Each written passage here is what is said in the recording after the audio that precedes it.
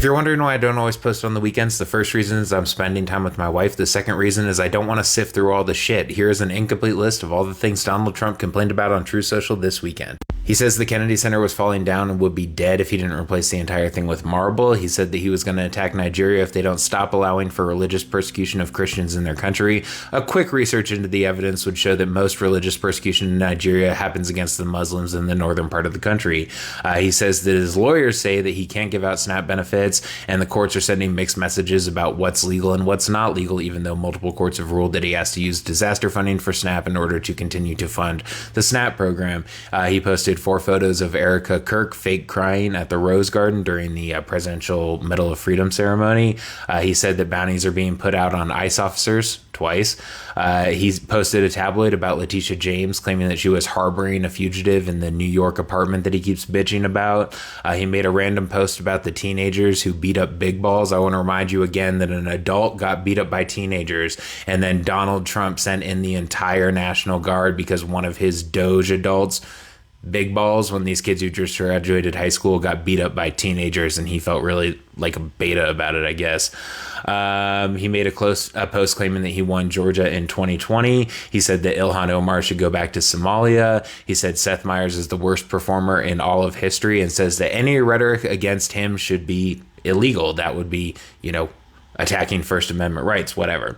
He boasts about the G2 meeting in which nothing was really accomplished. He threatens Nigeria again. He says we need to terminate the filibuster in the Senate before the Democrats do it, and says that that's for the survival of the country. If the Republicans don't terminate the filibuster in the Senate, then our country will not survive. He says that 3 times.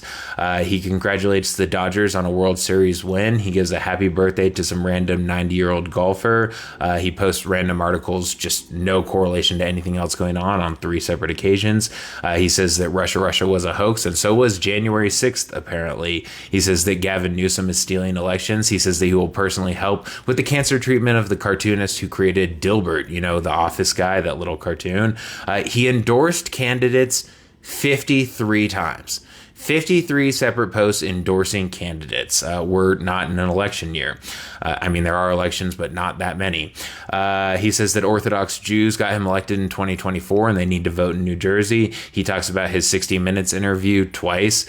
He complains about the NFL kickoff rule. He's done this a bunch of times. He does it again. He says that Pennsylvania should say no on 3 judges who apparently stole the 2020 election from him. He says that voting for a Dem will raise energy prices by 3 times, but voting for a Republican will cut them in half. Provides no evidence or even a thought process for this. He says that New Jersey and Virginia candidates want transgender for everyone. Sorry, let me rephrase that. He says that New Jersey and Virginia candidates want transgender for everyone. I still can't figure out what exactly that means.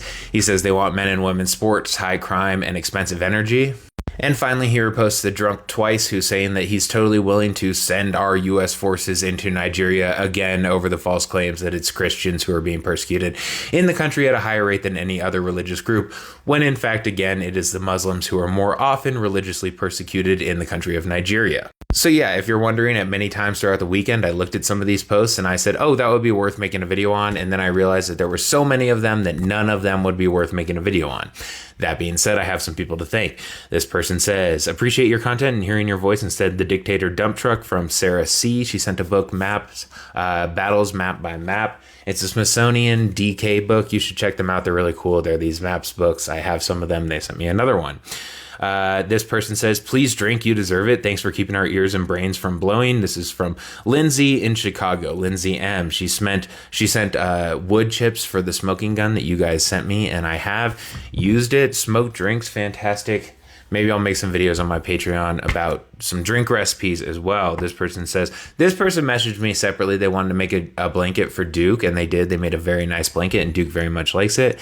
And they said, Dear Chris, thank you again for your entertaining and educational videos. I was able to explain tariffs to my son because of you. The blanket is washer and whatever. They go into details about the blanket and how I can maintain it. You're welcome for all of the videos explaining how all of this stuff is working and the insane rhetoric that's being posted. Again, he said this past weekend that any rhetoric against him when talking about Seth Meyers should be illegal. So, Republicans, the party of free speech and the Constitution and all that. Geez, they're so hypocritical. It's insane.